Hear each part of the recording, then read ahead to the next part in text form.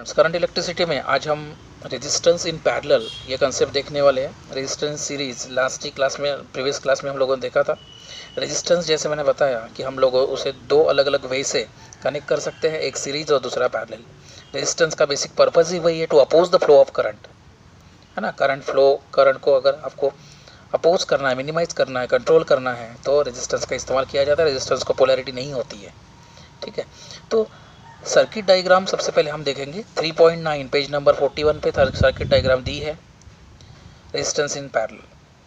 तो तीन रेजिस्टेंस यहाँ भी हम लेंगे, जिसको बोलेंगे R1, R2, R3, और तीनों को हम लगाएंगे पैरेलली। पैरेलल मतलब लगाना मतलब क्या है, आप ज्योमेट्री में कंसेप्ट पता है आपको। पैरेलल लाइन एक के ऊपर एक इस तरह से होती है पैरेलल लाइन, और जिसके तीनों जो टर्मिनल्स है एक पॉइंट पे मीट हो जाएंगे, है ना। तो R1, R2, R3 ये तीनों हम पैरेलल में लगाएंगे। R1 के सीरीज़ में हम एमीटर लगाएंगे, क्योंकि एमीटर हमेशा सीरीज़ में लगाते हैं। तो R1 के साथ में एमीटर रहेगा, R2 के साथ में भी एक एमीटर रहेगा, और R3 के साथ में एक एमीटर रहेगा, ठीक है। और ये तीनों जो लूप है पैरेलल में एक पॉइंट में मीट करेंगे। इधर से C लेंगे वो पॉइंट को, उधर से D बोलेंगे, ओके। और C और D पॉइंट से हम यहाँ एमीटर कनेक्ट करेंगे, साथ में की ऑन ऑफ के लिए इस्तेमाल करेंगे, और डेफिनेटली बैटरी या फिर सेल वहाँ कनेक्टेड रहेगा, जिसको पोलैरिटी रहेगी। सीरीज रेजिस्टेंस के साथ में हम सीरीज में लगाते हैं एमीटर को, और होल्ड मीटर को लगाते हैं सीरीज के रेजिस्टेंस के पैरेलल में। तो ऐसे ही होल्ड मीटर यहाँ हम लोगों ने लगाया है। तीनों R1, R2, R3 ये तीनों रेजिस्टेंस के साथ पैरेलली हम लोगों ने वोल्टेज लगाया है, ठीक है। तो इस तरह से ये सिंपल सा सर्किट है, उनके रिप्रेजेंटेशन से हम लोगों ने किए हैं, ठीक है। यहाँ फंक्शन कैसे होगा, जब मैं की को ऑन करता हूँ, मतलब सर्किट को जब क्लोज करता हूँ, तो करंट फ्लो होना स्टार्ट हो जाएगा, बराबर है। It is flow from positive terminal of the battery to the negative terminal of the battery, बराबर है। करंट फ्लो होगा एमीटर के थ्रू। उसके बाद जब वो सी के पास जब जाएगा, तो वो करंट तीन पार्ट में डिवाइड हो जाएगा, ब्रेकअप हो जाएगा, है ना, क्योंकि तीन रेजिस्टेंस हमने लिए हैं। तो R1 से जो करंट जाएगा उसे I1 बोलेंगे, R2 से जो करंट जाएगा उसे I2 बोलेंगे, R3 से जो करंट जाएगा उसे I3 बोलेंगे, बराबर है। यही करंट रेजिस्टर से पास होके फिर से निकलेगा एक पॉइंट में D से, और फिर वो तीनों मिलके फिर से I1 plus I2 plus I3 is equal to I बन जाएगा, है ना। व्हाट अबाउट द वोल्टेज, यहाँ वोल्टेज सेम रहेगा स्टूडेंट्स, है ना। तो पैरेलल में एक चीज़ याद रखना है कि करंट जो है वो डिफरेंट होता है, और वोल्टेज जो है वो सेम होता है। और यही से ही हमारा पहला एक्सप्रेशन स्टार्ट होता है कि total current flowing through the circuit is nothing but the I which is equal to I1 plus I2 plus I3, बराबर है, इक्वेशन नंबर 1। अब ये तीनों रेजिस्टेंस को हमने लगाया पैरेलली। पैरेलल रेजिस्टेंस को मैं यहाँ RP, रेजिस्टेंस इन पैरेलल, इस तरह से सिंबल इस्तेमाल करता हूँ, जिसे इक्विवेलेंट रेजिस्टेंस भी कहा जाता है पैरेलली, ओके। अब हम as per the Ohm's law I को डिफाइन करेंगे, I1 को डिफाइन करेंगे, I2 को डिफाइन करेंगे, और I3 को डिफाइन करेंगे। ओम्स लॉ क्या कहता है कि हमेशा जो करंट फ्लो थ्रू होता है सर्किट के अंदर, वो पोटेंशियल डिफरेंस के साथ हमेशा डायरेक्टली प्रोपोर्शनल रहेगा, बराबर है। V is equal to IR। तो यहाँ I इज इक्वल टू क्या होगा, V अपॉन RP, बराबर है।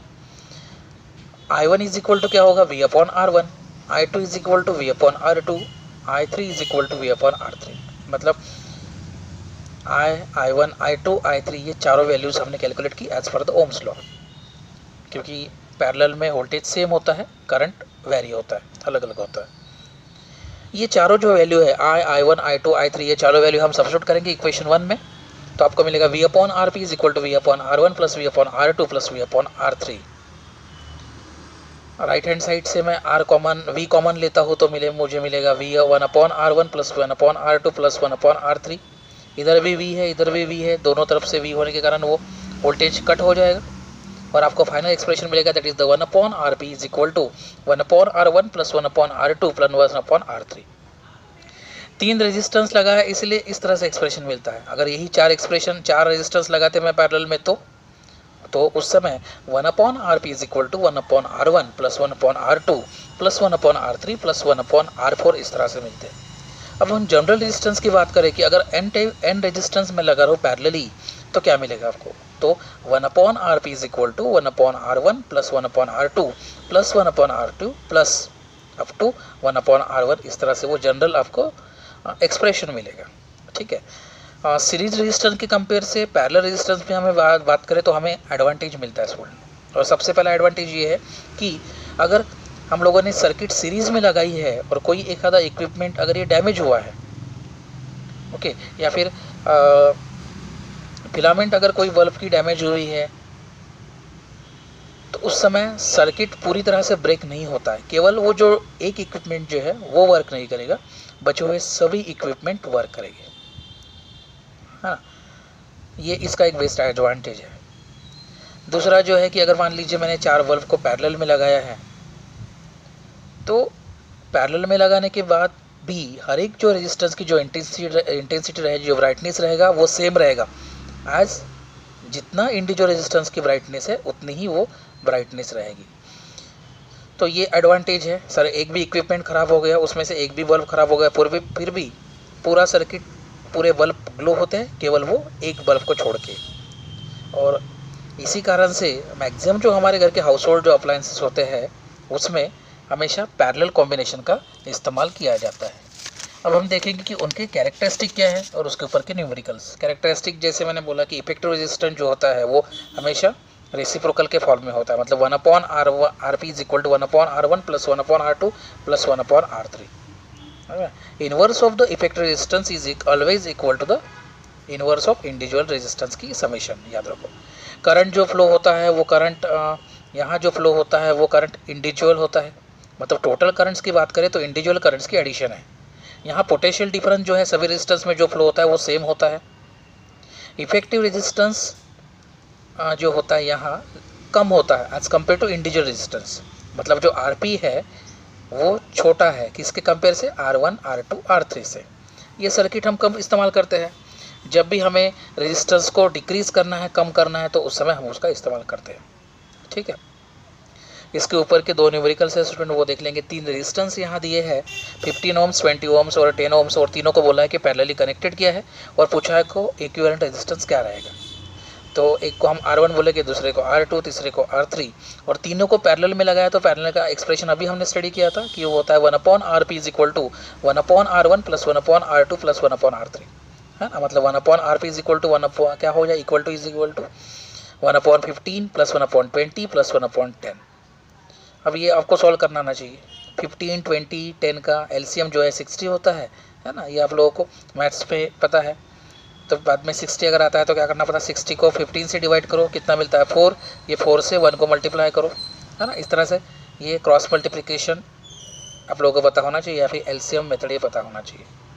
ठीक है, तो 1/RP इज इक्वल टू कितना मिला, 13/60। तो हमें तो RP चाहिए, तो जस्ट हमें 13/60 को रेसिप्रोकल करना पड़ेगा, तो बन जाएगा 60/13, दैट इज द 4.615 ओम्स इतना मिलेगा।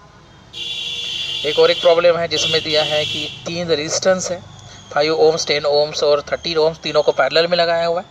तीनों के क्रॉस में जो पोटेंशियल डिफरेंस है दैट इज द V, ये दिया है 12 वोल्ट्स। पूछा है कि कितना करंट फ्लो होगा और इफेक्टिव रेजिस्टेंस क्या रहेगा, बराबर है। तो R1, R2, R3 यहाँ दिया हुआ है और आपको पूछा है कि करंट कितना मिलेगा। तो current is nothing but the क्या होता है, पैरेलल में इंडिविजुअल करंट की addition, I is equal to I1 plus I2 I3। तो हमें सबसे पहले I1 निकालना पड़ेगा, I2 निकालना पड़ेगा, I3 निकालना पड़ेगा, बराबर है। As per the Ohm's law I is equal to क्या होगा, V/R। यहाँ वोल्टेज सेम होता है पैरेलल में, तो I is equal to V/R1 मिलेगा, I2 is equal to V/R2 और I3 is equal to V/R3। उनके अगर रिस्पेक्टिव वैल्यू को हम पुट करते हैं, I तो V तो सबके लिए कॉमन है, that is the 12, R1 R2 की वैल्यू हमें पता है, जिसके थ्रू हमें I1 मिलेगा 2.4, I2 मिलेगा 1.2 और I3 मिलेगा 0.4 एम्पियर। एम्पियर उसका यूनिट है करंट का, ठीक है ना। तीनों को जस्ट ऐड कर दो, मतलब I is equal total current is nothing but the summation of all currents. तो I is equal to I1 plus I2 plus I3 मिलेगा। तीनों को ऐड करेंगे तो हमें मिलेगा 4 एम्पियर, ठीक है। लास्ट में हमें पूछा है कि इक्विवेलेंट रेजिस्टेंस क्या रहेगा। तो इक्विवेलेंट रेजिस्टेंस क्या होता है पैरेलल का, 1/RP is equal to 1/R1 plus 1/R2 plus 1/R3। Just put up करेंगे 1/5 प्लस 1/10 प्लस 1/13। एलसीएम मेथड के थ्रू हम उसको वैल्यू निकालेंगे, जो हमें मिलेगा 10/30, उसको मिनिमाइज करेंगे तो मिलेगा 1/3। ओके, 1/3 ये 1/RP की वैल्यू है। तो RP क्या होगा, जस्ट रेसिप्रोकल कर दो, दैट इज द 3 ओम्स। ये रहेगा resistance in parallel. Resistance in parallel. ठीक है, तो इस तरह से आज हम लोगों ने रेजिस्टेंस इन पैरेलल के कैरेक्टरिस्टिक देखे, साथ में न्यूमेरिकल भी सॉल्व किए, और हमने एक्सप्रेशन ड्राइव किया with the help of circuit diagram के थ्रू। आज के लिए इतना ही, नेक्स्ट मिलेंगे एक नेक्स्ट टॉपिक के साथ, तब तक के लिए stay at home student. Thank you.